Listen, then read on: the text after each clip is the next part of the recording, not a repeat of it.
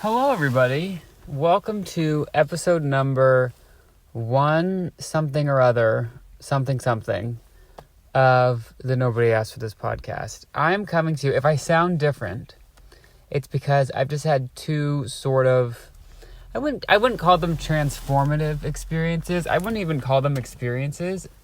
They're just like two out of the ordinary things.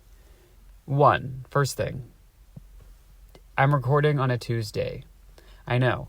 How ahead of schedule, how just on top of things am I? Truly brings a tear to my eye when I think of how organized I am this week. Actually, three things happened. Second thing, I just spent about 2 hours in a Whole Foods. Now, I could go into the explanation of yada, yada, yada, but that's not important. I spent 2 hours just perusing the Whole Foods. I think they were confused as to why I was in there.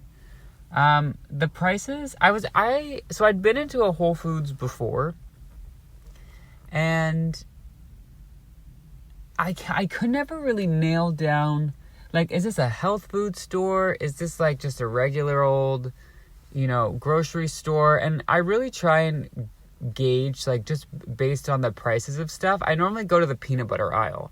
Like, whatever the peanut butter, not to bring up peanut butter, it's just kind of like go where you know.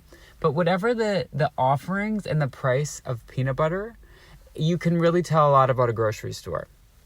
One, if they have craft, they're in like a certain, which would be like a Jiffy, a Skip, like they would, that would put them in a certain category. Now, those peanut butters are delicious. I can't believe it's not even 2 minutes in and I'm already talking about peanut butter in like a detailed sense. But just bear with me. If they offer craft, then they're clearly willing to cater to, the everyday folk, of which I am. So first you're going to look for, do they have those types of peanut butters? And then you're going to look at the price. If the price is like wild and 2 times the price of what you'd find it at a normal grocery store, the message they're sending is like, we will cater to you, but you're going to pay for it, If they don't have it at all, then they're just not willing to stoop down to that level. So in Whole Foods, I did not see like a Skippy peanut butter. So I guess they just weren't willing to offer that. Next, you're going to look for like artisanal nut butters. Like maybe there's like a cashew butter thrown in, something like that. If you see anything other than peanut, almond, or maybe a cashew butter, if there's like a hazelnut thrown in there somewhere, then you're in I'm out of my league here in terms of finances and just like I need to get out of the store.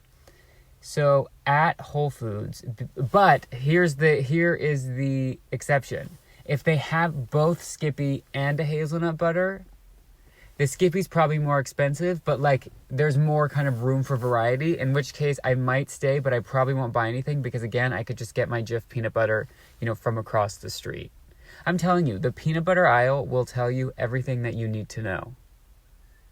Nearly everything you need to know. And then if they have too much peanut butter, you're probably closer to like a natural health food store. But then sometimes they're trying to trick you, because sometimes the jar of a nut butter looks very fancy and you turn it around and it has the same things that Kraft has. So, which, no offense, Kraft, again, love you. Love your work. So I feel like one day I'll kind of fully flesh out that theory. Like maybe I'll get like a whiteboard. I'll do like a seminar. This isn't something that I say just kind of on the daily. It just kind of came to me in the last 4 minutes and 12 seconds. So I really want to flesh out this theory, and then I'll kind of represent my hypothesis. But I'm telling you, there's something there. Peanut butter theory. If I don't, I think I already have an episode titled Peanut Butter Theory. But if I don't, we found a title for this week. Okay, so that was the first transformative experience. The second transformative... I told you, recording on a Tuesday. So we're 2 for 3. The third is I just ate blended overnight oats. Like I made overnight oats. Now the problem with me is I have no patience. We've talked about this before with recipes, where anytime it's like, okay, now, freeze the cookie dough or chill the cookie dough for an hour. Unfortunately, I'm not doing that. Do I believe you when you say that it's going to make it taste better? Absolutely. You're the expert. You're the baker. Whoever wrote the recipe. You're telling me that this is Aunt Joyce's best ever chocolate chip cookie to ever exist in the land. Like, that's always like the title of recipes. And I believe you. Aunt Joyce, she knows what she's doing. Unfortunately, I don't have the patience for that. So I'm never going to chill the cookie dough, probably. Unless I'm making, like, cookies for someone, you know, or, like, it's like an event. If it's like Christmas or something and I know these cookies are for other people, then I'll follow the recipe to a T for no other reason than if they don't turn out, I can just blame Aunt Joyce. Who I don't have an Aunt Joyce, but the person who wrote the recipe does, and that's all that matters. I also am really bad at, like, let these... not aerate. What is it called? Like, let this, not chill. What's the opposite? Oh, cool completely before cutting. Absolutely not. I'll be hacking away at the lemon bars layer by layer until it is perfect. And then, like, by the time it is cooled completely, it's like a disheveled mess. I make a lot of crumbles, not crumble cookies, but a lot of like I'll try and go for like a lemon square, and I essentially, because I have no patience, end up with like a lemon crumble. That's the thing. If you make anything and it's like kind of grainy, just like mix it up a little bit. Like not like spiritually mix it up, like physically like kind of mush it and be like, oh, it's a crumble. Or throw some granola on top of it. Anyway, I'm not usually able to participate in things with, where in the title it kind of infers any sort of waiting period or like preparation. I never put that together. That prepared is like prepare, like before prayer. Ooh, before prayer. Anyway, all of that to say is I finally got my stuff together and made overnight oats. And not just regular overnight oats. I made blended overnight oats. So I even had to clean a blender for these oats. And let me tell you, not so bad. Now, I forgot to bring my toppings because, again, I can't do anything perfect.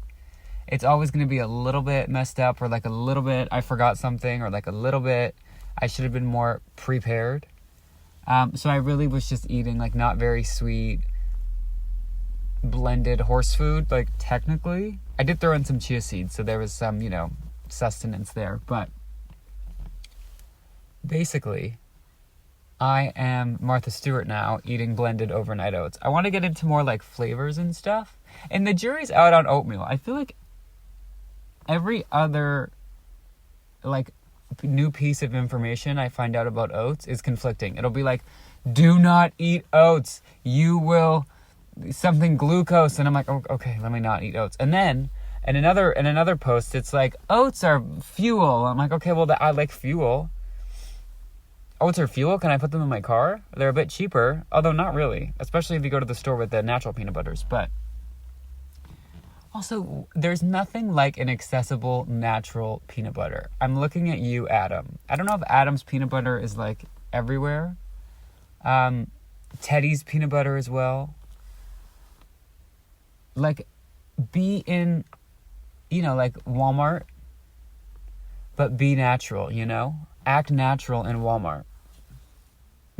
It's just like, because I can buy it. It's not super, super expensive, but it's, God has all the good stuff. They have like the crunchy version. They have the dark roast. Why I didn't just call this podcast Peanut Butter, I don't know. But I don't know that I was in a place to discuss peanut butter when I started this podcast. So I'm glad to be here. Just wait till I start talking about granola. Oh, do I have a product for me? We were talking about, I don't know if it was last week or the week before or whatnot, but we were talking about obviously peanut butter, and then Elizabeth's granola, the new Queen Elizabeth who makes granola. Guess what I found out is coming out? Peanut butter cookie granola. Elizabeth heard my pleas. I think she already has a peanut butter version that I'm not able to find in stores, but a peanut butter cookie version, that I will pay an import-export fee for. On like some website. Do you ever feel weird ordering food on the internet? Not in like an Uber Eats sense, but in like am I really going to order like a package of granola? Now, granola, I feel a bit better because like it for sure does not need to be refrigerated unless they figured out like some new fancy granola since I last checked. And it like, it's fully sealed. But like, I don't know that I would buy like salsa. No, salsa you could buy. But like you can order some wild things online. You can fully order like ice cream online. Like how do they guarantee that never thawed? And also, can ice cream thaw? Like, if I put ice cream in the fridge and just drink it like a milkshake, is that a problem? Like, that is a problem in terms of what are you doing, like get a milkshake. But is that like a food safe issue? Like, am I going to get bubble guts? Am I going to get bubble guts? I wake up every morning and I ask myself that. I say, is today the day? And it happens every once in a while with the bubble guts. Anyway, so that's been my morning, just thinking about peanut butter and talking to you all and going to Whole Foods and examining the aisles. And I think they were very confused as to why I was in there. Because I was just like looking at things. I was like looking at the sandwich. Like, I don't think I'd ever been in there before, at least not that one. So I was like, oh, this is like a whole new world. And I'm pretty much a grocery store scientician. So it was like a nice kind of anthropological, like I felt like I was working. I was like on the clock a little bit. But I think they were very confused. And I felt weird. So I did in fact buy like a bag of peaches, like a bag of frozen peaches. I should have brought granola, but that granola was kind of expensive. I just bought a little thing of frozen peaches. Just, I don't know, I thought maybe I'll put it in a smoothie. But just to kind of, throw them a bone, even though I'm pretty sure they're owned by that delivery service that rhymes with Famazon. So I don't think they really needed my $3.99 or whatever it was, but I just, I just needed to walk out of there holding something and like had to have paid for it, So if anyone saw me wandering the aisles of a Whole Foods, like I did contribute. Or tried to. What else happened this week? Oh, I have some bad news. So I have long detailed the situation with my phone. I dropped my phone, for anyone that doesn't know, which is a lot of people because the numbers are bleak. But that just means that there's maybe new ears for me to, speak my truth to. I dropped my phone, not the October that we just experienced, but like the one before that. Oh, I have something else to tell you. Remind me. I'm going to finish this story. But I dropped my phone October 2023, to be exact. And a green line appeared. And I walked around with that green line till just this past July. So almost a full year. And then I repaired the screen. So I was like feeling good. Because here's the thing. My phone was fine. And the thing with Apple, this is where they get you. Like iPhone 13, iPhone 19, it's all the same phone because the software is exactly the same. Yeah, do I have as many circles on my camera? No. Do I need as many circles on my camera? No. I don't need the camera that looks like a stovetop. I don't even know what that's doing.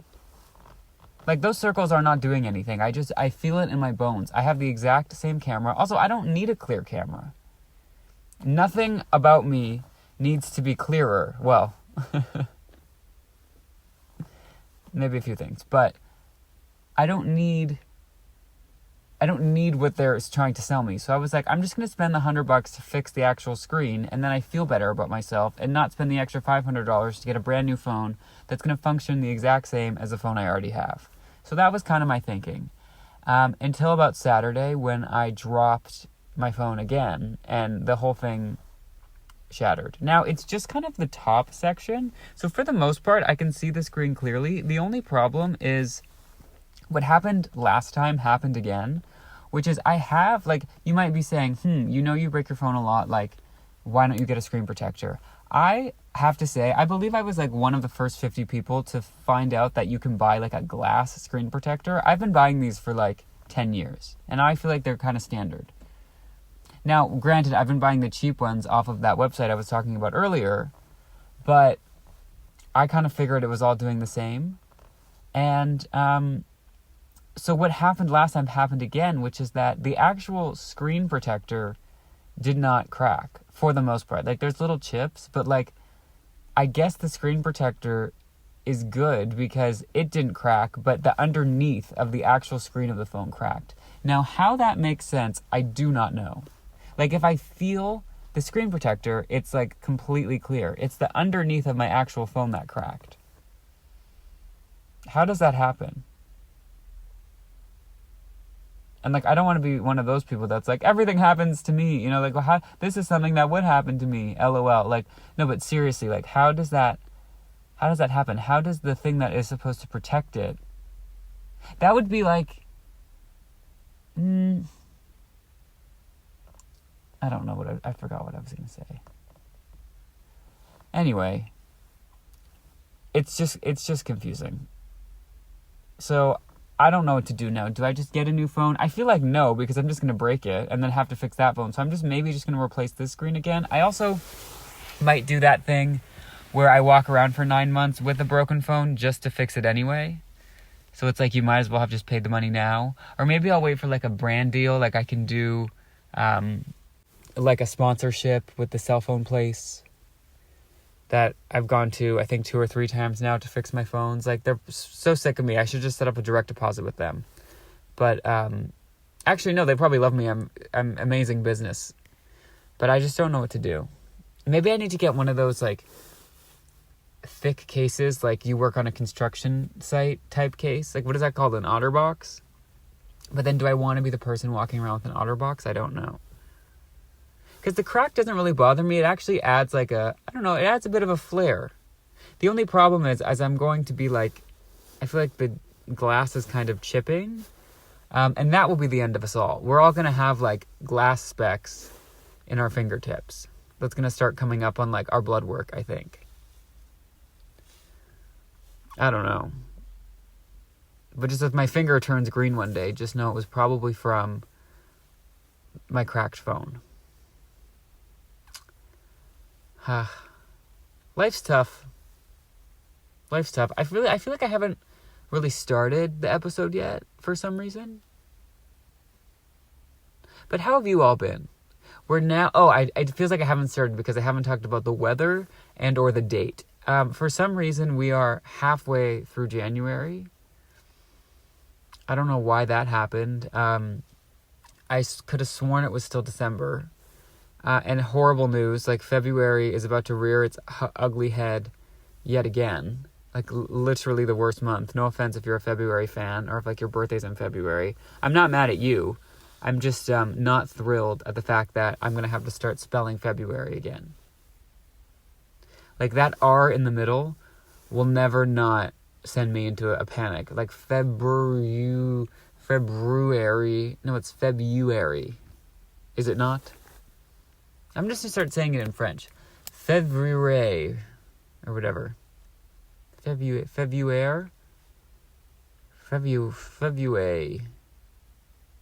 Frappuccino.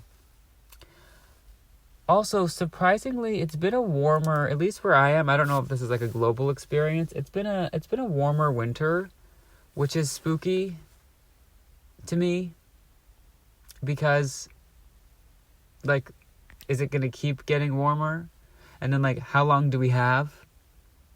That should be the title of this episode. How long do we have? Like, how are the ice caps? Someone told me that, like, as the world gets warmer, like, the bubonic plague is going to, like, thaw or something. Or, like, there's going to be, like, new variants of things that, like, couldn't exist at the temperature the Earth was, but, like, are now thawing. And honestly, like, it was making some sense. I'm not explaining it very well, but I'm getting worried. I'm hoping it's like, I mean, this is terrible and like a selfish thing to say, but I'm hoping like maybe it's like in 100 years, and it's like I can kind of, you know, I can have my fun and be done, and then the bubonic plague. But I think we really should be doing something about that. Like, I don't know where I have to donate. I don't know what kind of self-checkout button I have to push. You know when it tells you, like, to make a donation? Like, I don't know where the button for that is to help, like keep the bubonic plague out. And I'm not making light of this. Like, that sounds terrifying. But I just don't know how we fix that. Open to suggestions. The thing that I was going to tell you was I knew, so this is last night. No, this is like 2 nights ago. I knew that I had to be up early. So I was like, I'm going to be so responsible today. And I'm going to go to bed early. I'm not going to watch like a movie, or at least, knowing me, watch the first 10 minutes of a movie, and then the first 5 minutes of a TV show, and then back maybe to the movie, and then start reading a book for 2 pages. Like, I kind of go back and forth. I'm working on myself. But I was like, I'm going to skip all that, and I'm just going to go to bed. So I went to bed at, I'm not kidding, 8:30. Thinking, like, how responsible of me.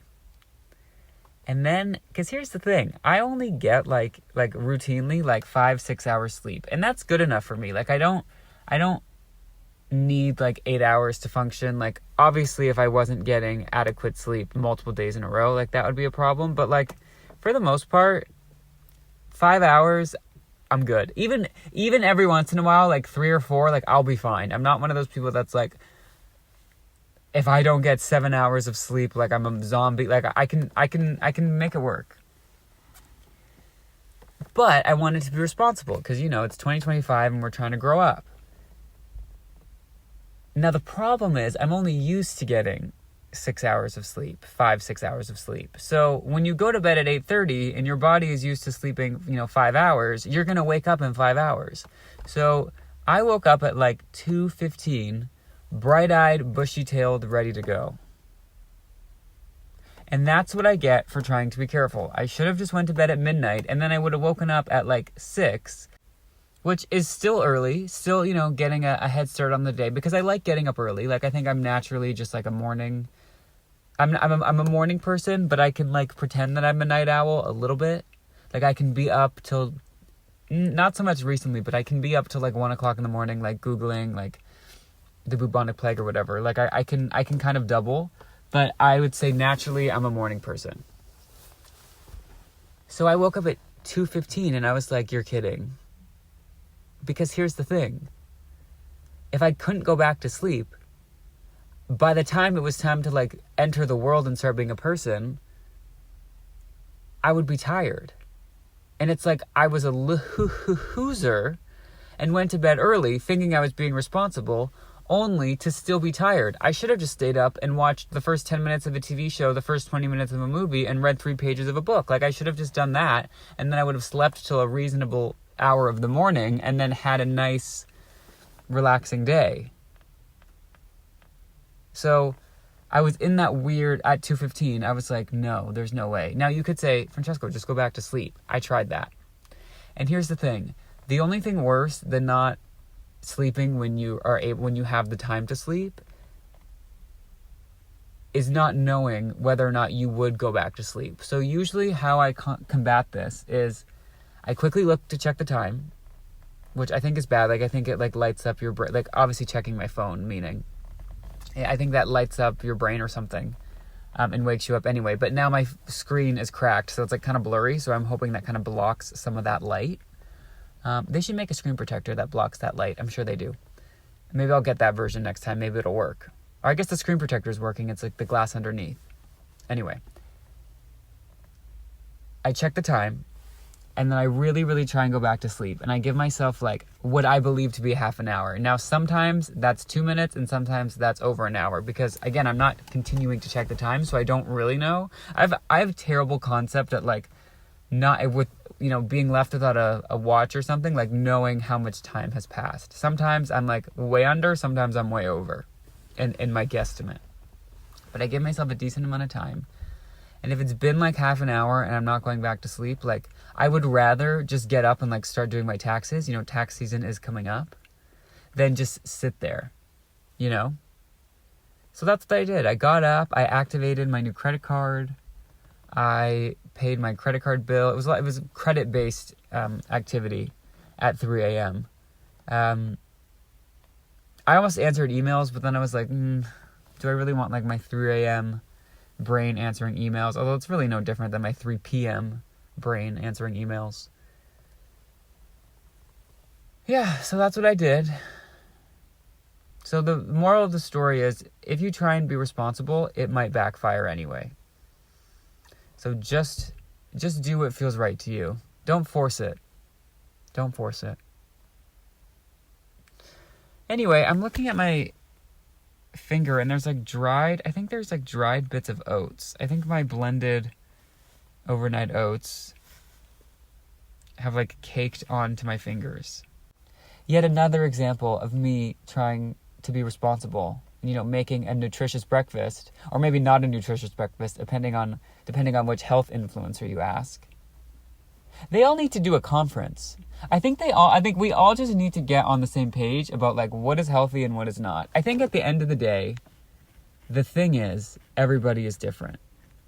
I normally like to get on here and preach unity and togetherness, but I think in some aspects, like, everything works differently for everybody. So like, if not eating oats and doing a 12-hour fast works for you, that's great. But then I don't know that you can get on Instagram and be like, the key to life is not eating oats. Like, I like oatmeal.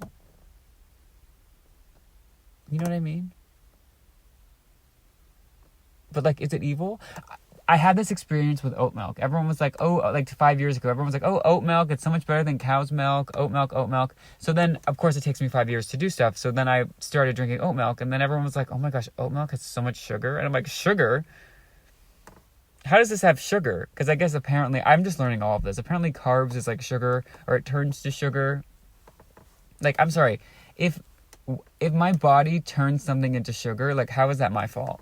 Like, I didn't put like a cookie in my mouth, although I would like to. But like, if I had an oat milk latte, which I don't think I've ever ordered an oat milk latte in my life, but like, let's perchance say that I had one time, and like my body decides that like we're now going to turn this into sugar. Like, how do I have control over that? Like, don't look at me. I didn't do it. Anyway,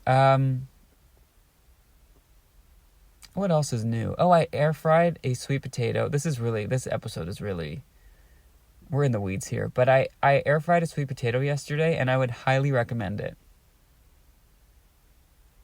And I realized that like I didn't think about whether or not I was going to like peel it or like eat the skin of the potato, and then until I realized that I had. And then I was like, oh shoot, can you eat the skin of a baked potato? And don't worry everybody, I've Googled it and you can. So I'm here to give you the important updates. I'm going to tell you what's the latest health trends, how to find what type of kind of vibe of grocery store you are in via peanut butter aisle. If you can air fry, a baked potato. I was shocked at how long it took.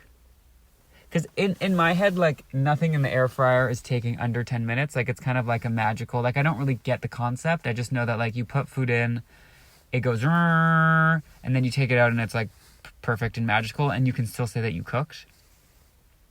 Yeah, that's the thing. I feel like when I microwave stuff, I never, like, take credit of, like, oh, look what I made. But if I put it in the air fryer, I'm like, I'm a chef.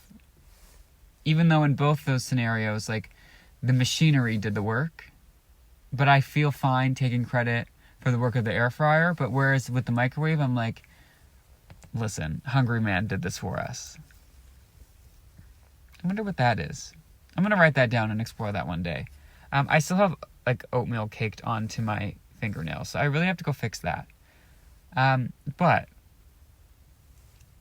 apologies if this episode was all over the place. Blame the glucose oatmeal spike brain fog. I've heard that was a symptom, which totally may be true. I don't know what end is up in terms of like health and nutrition. So I'm not saying anybody is wrong. It's just like conflicting information, I think we all just need to do a conference. We all just need to, whoever's available, just needs to like get on a Zoom and figure this out.